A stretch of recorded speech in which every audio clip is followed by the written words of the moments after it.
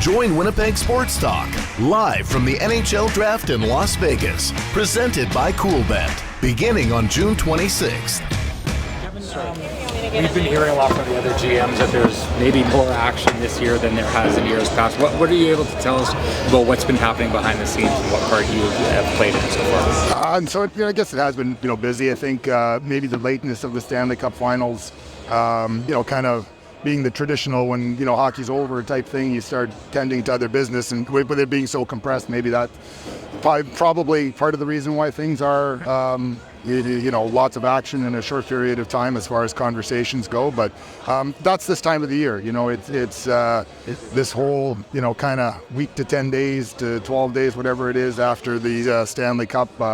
It's when a lot of business gets done. Obviously, the draft here today is an important step in that direction. Free agency is not very far away, and with the draft this close to free agency, there's it's always like that. It seems there's a lot of variation from team to team in their lists, and some players are really high, some are really down. Is that normal, or does that seem like it's a bit of a different year to you? Yeah, I think it really does seem like it is a real spread out here after maybe even a couple of picks. I think usually I think you get a lot of general consensus maybe in the top half or something like that of the first round, but I do think again, talking to the scouts, it's their day. They're the ones that put the list together and talk about the players and have passion for those players, but they do seem to think that a player that you have at a certain level, on your list may be very different on other lists as well. Does that create opportunity? I think so. I think it creates excitement at the table, certainly.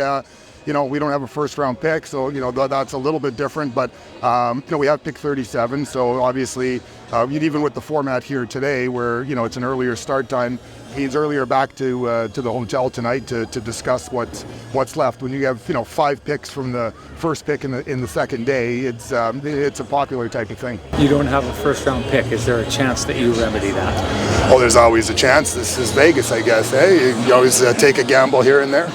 What can you tell us about Rutger McGroarty's status, and maybe what's changed since the end of the season to now? So the Rutger situation here right now, I think for me, I think there's a time and a place when I'll comment on something. Rutger's a prospect within our organization, and that's where it's at right now. Nikolaj Ehlers is another name that we've heard come up a lot, and I know that you have 1 year of contract with him left. What's the status of conversations there? So not dissimilar to standing here last year, I think, when we had Connor Hellebuyck and Mark Scheifele. Nikolaj Ehlers is a big part of our team. We're very focused on trying to put the best team on the ice that we possibly can in order to compete for a Stanley Cup. We had a good year this year, 110 points. We're going to make some tweaks, just generically by nature. There's going to be some opportunities for some different players to come into the lineup. But as far as Nikolaj, he's a big part of what we have going forward here. Dylan DeMelo signed recently, and kind of going forward, cap might be a little bit tighter despite it going up. What safety valves do you have on that front, and are buyouts a possibility? Well, again, I think I said it back at the, when my last press conference was, everything is on the table when it comes to having to deal with the cap, but, you have to understand, what levers you do have in front of you with, still trying to put the most, competitive team on the ice in front of you. So, again, nothing's off the table.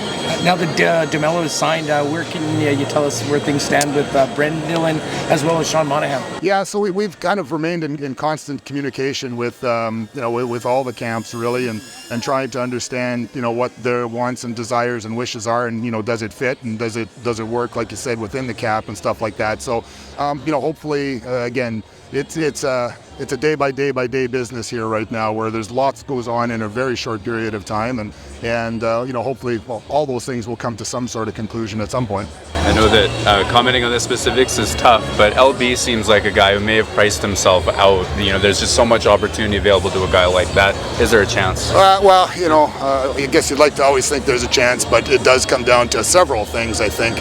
With LB, the relationship remains, fantastic, and obviously, he's shown that, he does thrive well under the, tutelage of Wade Flaherty and working, in partnership with Helly. that always has been a good thing. But I guess we'll see. But he's someone that again put himself back on the right footings for maybe a bigger contract than we can afford. What are the qualities you'd look for in a number 2 goalie, Kevin, going into free agency? Well, I think you look at the situation that we're in. Obviously, we have best goaltender in the National Hockey League, as our goaltender. So, he's going to play a lot. He thrives on playing a lot. You need somebody that can understand that, can accept that, but can work with that and be ready. You need someone that has a good outlook on where they're at in their career and understand the situation in front of them. And we're open and honest, and when we will get into discussions with people about players about that role, and we were open and honest with LB last year too. It's all about opportunity. The goalie carousel is a very, very different one. There seems like there's lots of spots, and all of a sudden the music stops, and everyone tries to grab a chair. So. That always is an interesting dynamic come free agency day. We've been told by some of your peers that the prices to try and get trade into the first round are really, really high. In doing your due diligence, what can you tell us about what you may have heard about what those prices are? Yeah, so it's always high, I think, at this point in time. Like, certainly, from a team perspective and a scouting perspective, this is where you restock the cupboards, and what might seem, it's interesting because the ebbs and flows of a value of a draft pick, at the draft here, there you can't, get one to save your life. But, at the trade deadline, everyone just says, yeah, give him this one, give him that one, give him that one, But this is where you sit and feel it, like you have the passion to want to put your team, do something at the deadline, help them move forward. Usually it's picks. But you're sitting here today, that's where it's a lonely, kind of the Maytag repairman type deal. I know the focus is mostly on UFAs, but what can you tell us about Cole Perfetti and where things stand with him in terms of his next deal? Yeah, so RFAs are, a little bit of a different animal when it comes to that, whether you have arb rights or you don't have arb rights. And,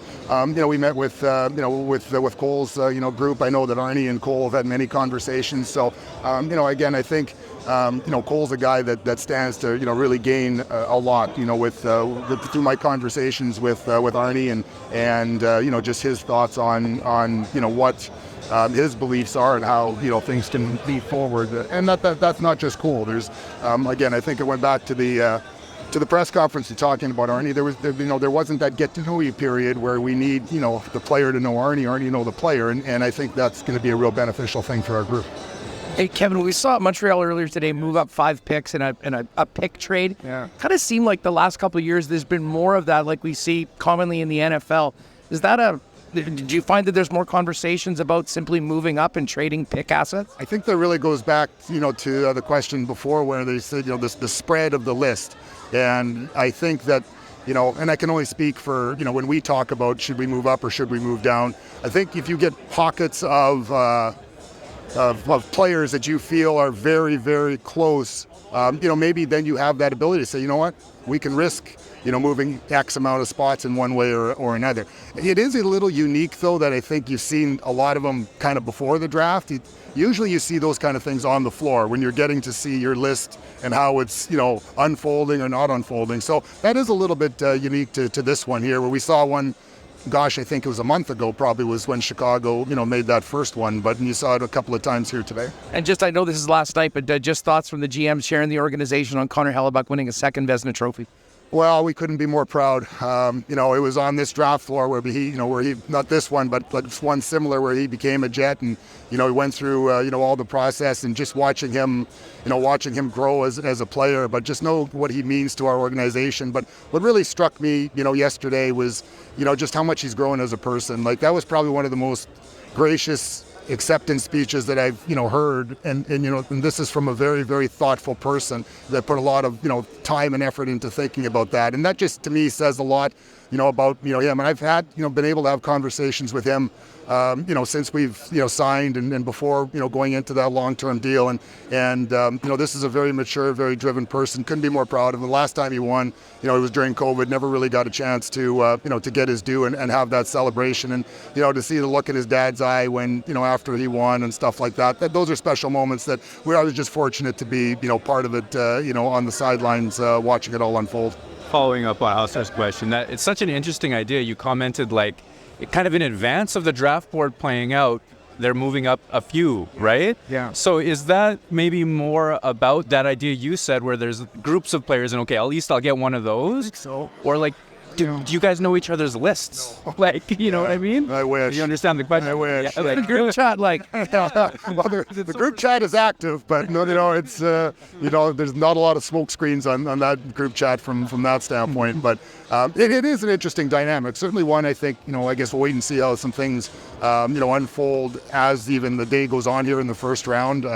But I do think you'll see the activity like that in the second round too, and I think.